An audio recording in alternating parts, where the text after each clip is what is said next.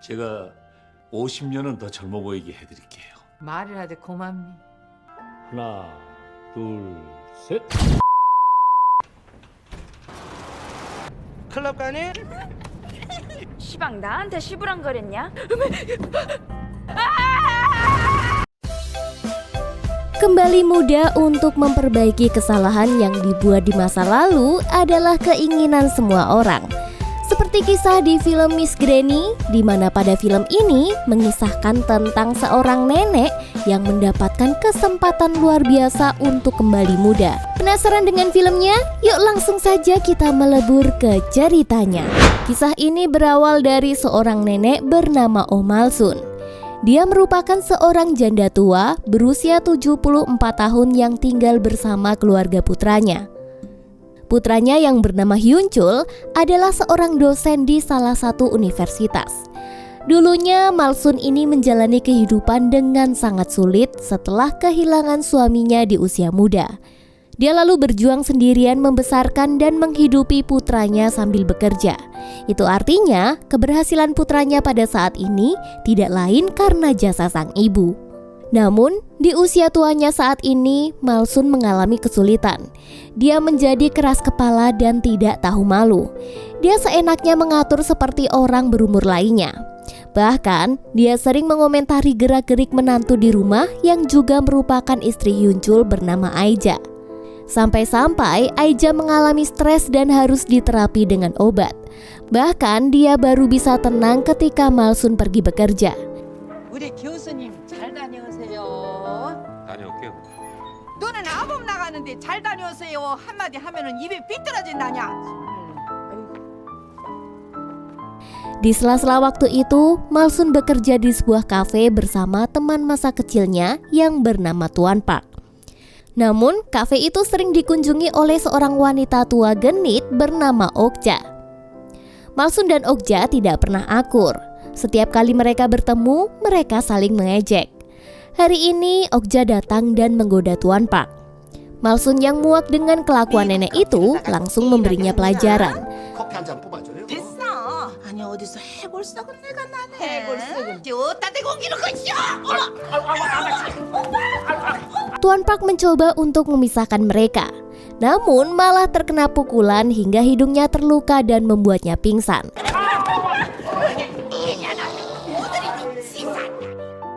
Akhirnya, Tuan Park harus dibawa ke rumah putrinya yang bernama Nayong. Keesokan harinya saat Malsun memarahi Aija karena salah memasak, cucunya yang bernama Jiha mencoba menyelinap pergi ke audisi musik. Dia ini terkenal suka ngeband, namun ibunya tidak mendukung dan terus mengingatkannya untuk belajar saja. Namun di sini neneknya justru sangat mendukung hobi Jiha. Bahkan nenek memberinya sejumlah uang agar Jiha bisa mengikuti audisi dan mengejar mimpinya. Setelah Jiha pergi, Aija mencoba memberitahu Malsun agar membiarkannya mengurus pendidikan anak-anaknya. Dia menegaskan agar ibu mertuanya itu tidak usah ikut campur urusan keluarga. Namun, di sini Malsun tidak setuju. Dia merasa bahwa dalam hal mendidik anak, dirinya lebih berpengalaman daripada sang menantu. Hal ini membuat Aija semakin stres hingga jatuh sakit, dan dia pun harus dirawat di rumah sakit. Dokter yang menanganinya memberitahu Hyun-chul bahwa istrinya perlu istirahat di lingkungan yang bebas stres. 어떻게 챙겨야 되는데 좋은 거 먹고 푹 쉬는 거야. 그럼 어떡하냐? 저렇게 스트레스 계속 받으면 안 좋은데. Lalu kita kembali ke rumah. Di sini Hyun-chul mendiskusikan sebuah ide dengan anak-anaknya agar sang nenek dikirim ke panti jompo. Anak perempuannya yang bernama Hana setuju dengan ide itu. Namun di sini cucu lelakinya yang bernama Jiha tidak setuju. Diam-diam Malsun mendengar diskusi ini dan menjadi baper. 할머니 때문에 엄마 돌아가실 뻔한 거 몰라? 그래도 이건 아니지. 요양원이 어디가 어때서? 요양원은 시설도 좋지 먹을 것도 잘 나오지. 할머니 같은 노인들 지내기는 더 편하대.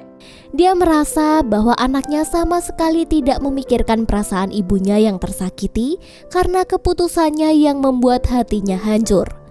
Keesokan harinya di tempat kerja, Malsun didatangi oleh seorang wanita tua yang menyimpan dendam kepadanya. Jadi, dulu Malsun pernah mencuri resep rahasia restoran keluarga wanita itu, lalu membuka usaha sendiri di kota yang sama. tindakan Malsun membuat restoran wanita tua itu bangkrut. 나 오복이야. 사람 다 죽어가는 걸 살려줬더니 추어탕 비법 훔쳐다가 같은 시장 바닥에 버젓이 가게 차린 언니를. Malsun yang tidak ingin menghadapi masalah lain memutuskan untuk meninggalkan kafe. Wanita tua itu tidak membiarkannya pergi begitu saja. Dia pun langsung memukulinya.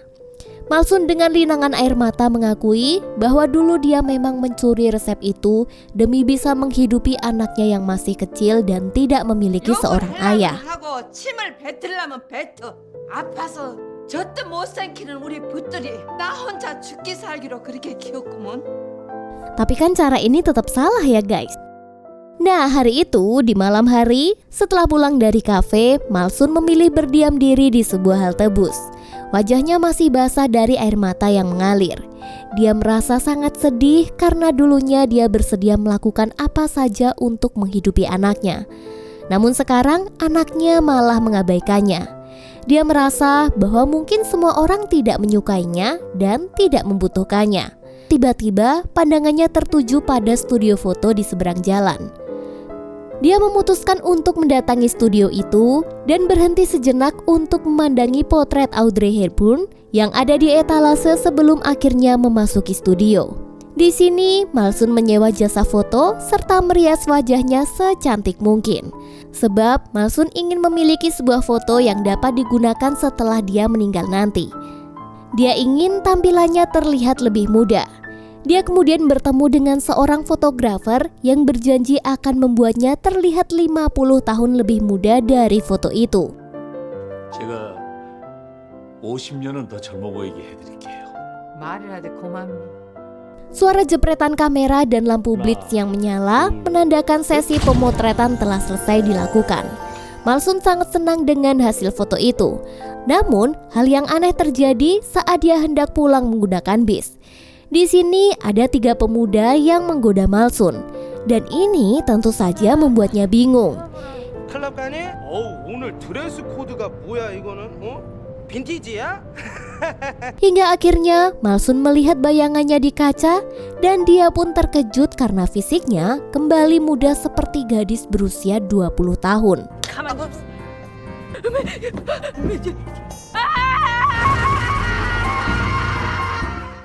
Dia langsung panik dan segera pergi ke apotik untuk membeli pil penenang.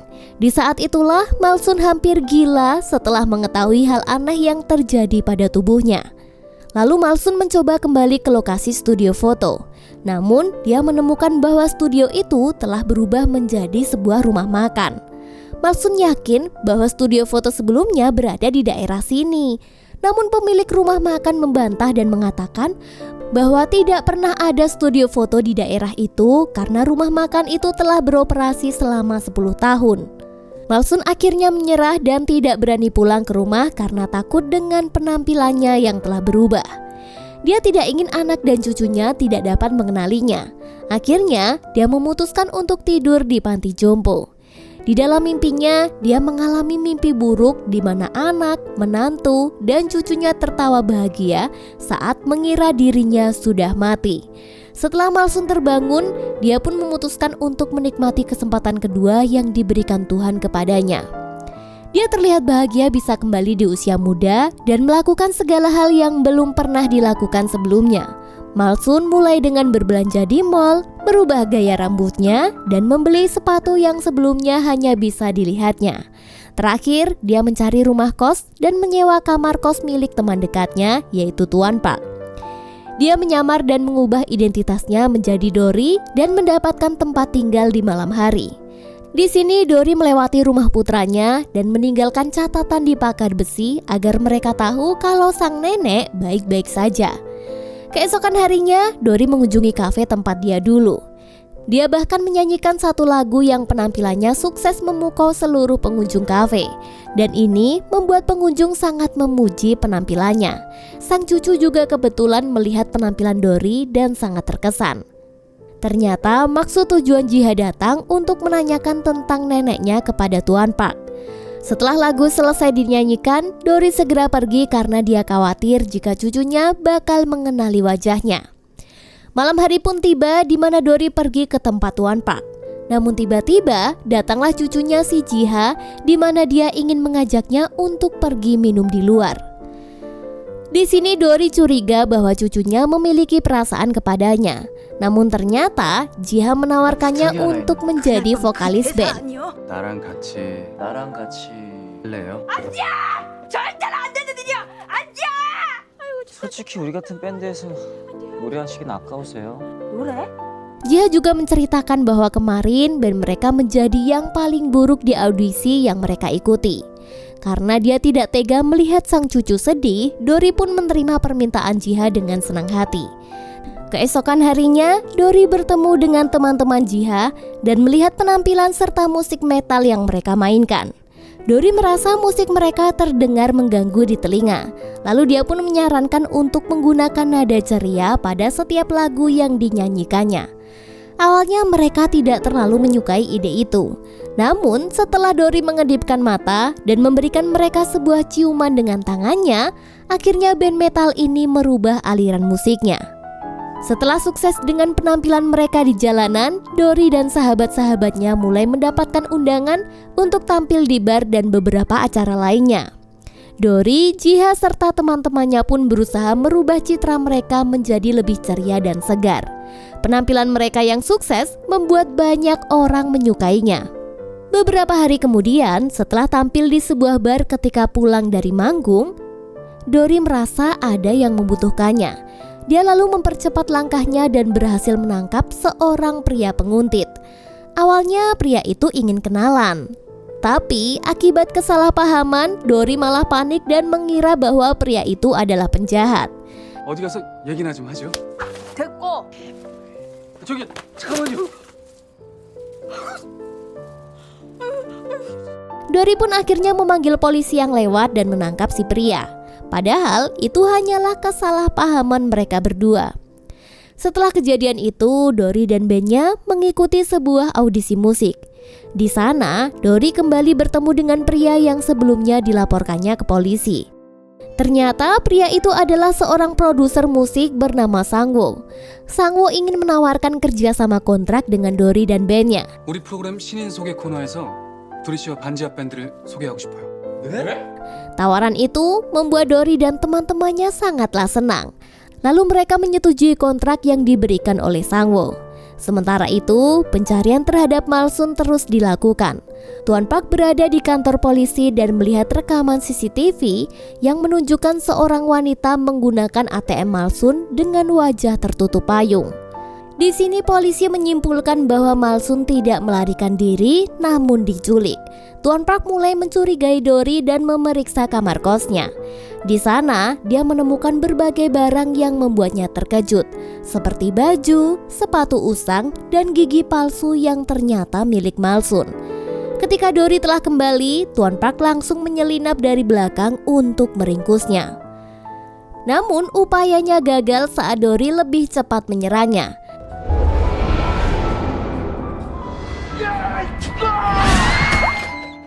Saat Dori tersenyum, dia merasa familiar dengan senyuman itu. Dia pun lalu menyadari bahwa senyuman Dori sama persis seperti senyuman Malsun saat masih muda dulu.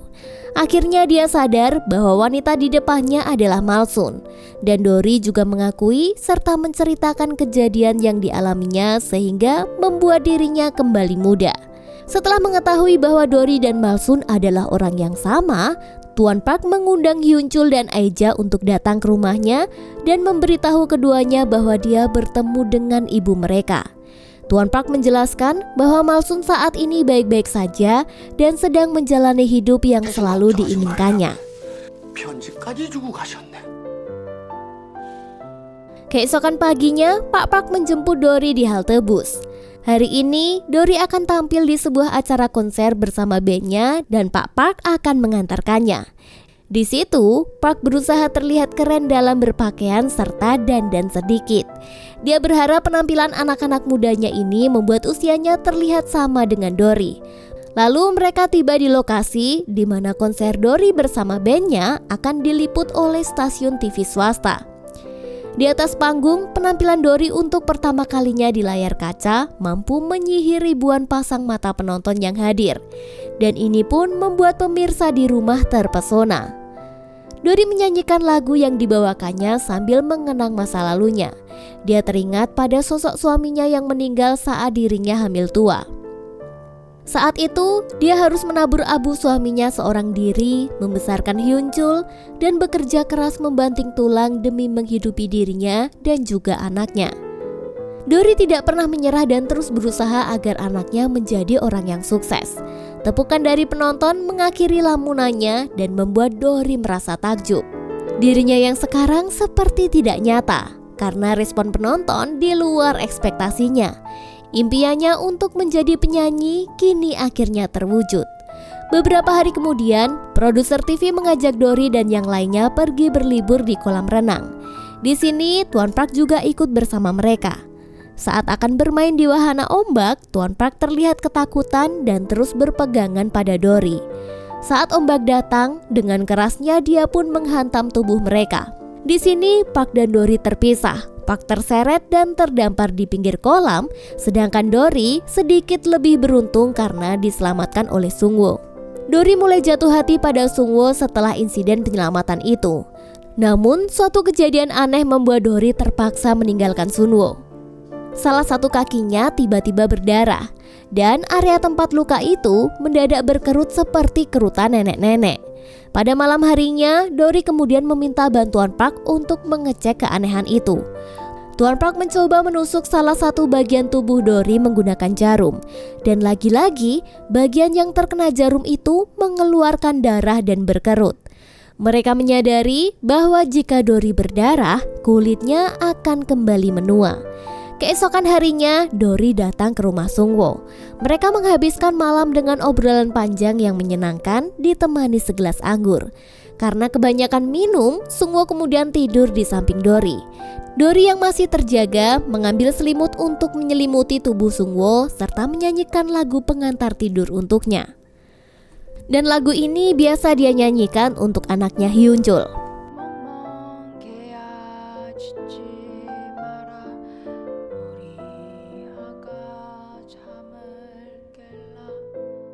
Pada hari berikutnya, band ini merekam single pertama mereka. Namun, mereka menyadari bahwa tempo lagu itu terlalu lambat dan tidak sesuai dengan karakter vokal Dori. Hal ini membuat Jiha tersinggung. Terlebih lagi, perkataan itu berasal dari Sungwoo, pria yang terlihat menyukai Dori. 어디가 어떻게 안 좋은데요? 둘이한테 맞춰서 그냥 흉내만 낸 것뿐이야.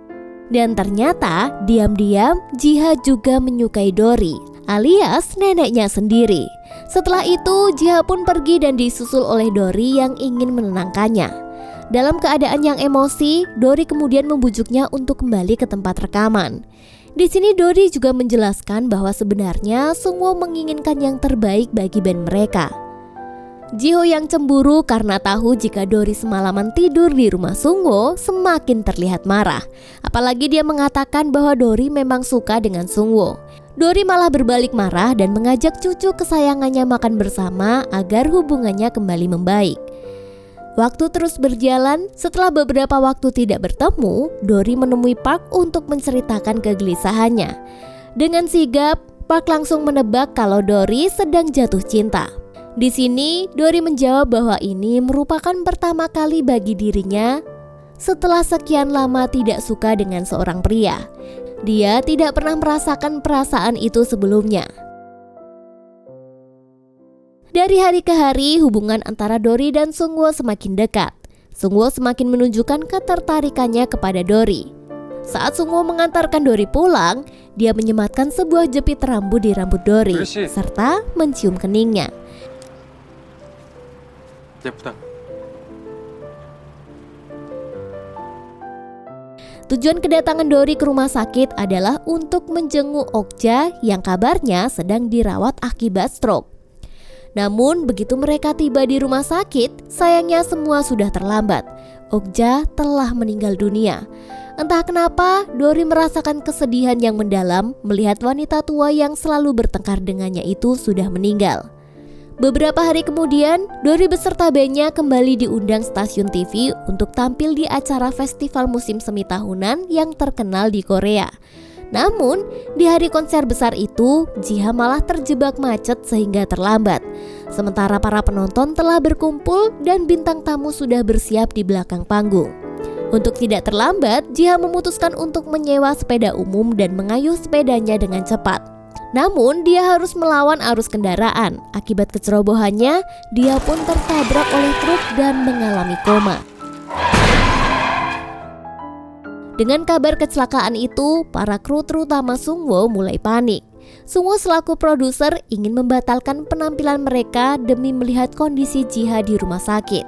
Namun, Dory menolak dan memutuskan untuk melanjutkan konser dengan membawakan lagu ciptaan Jiha. 아무래도 오늘 공연은 무리겠다. 노래하자. 지아가 들을 수 있을 만큼 지아한테 얘기해주자. 네 노래 끝내줬다고. Hal ini adalah impian cucunya agar lagunya bisa didengar oleh banyak orang. Meskipun panik, anggota band yang lain setuju untuk memberikan penampilan terbaik mereka. Akhirnya, penampilan mereka di atas panggung berakhir dengan tepuk tangan meriah dari penonton. Setelah konser selesai, Dory bergegas ke rumah sakit dan tiba tepat pada waktunya. Ternyata Jiha membutuhkan donor darah karena kehilangan banyak darah akibat kecelakaan. Dan golongan darah Jiha sama seperti neneknya.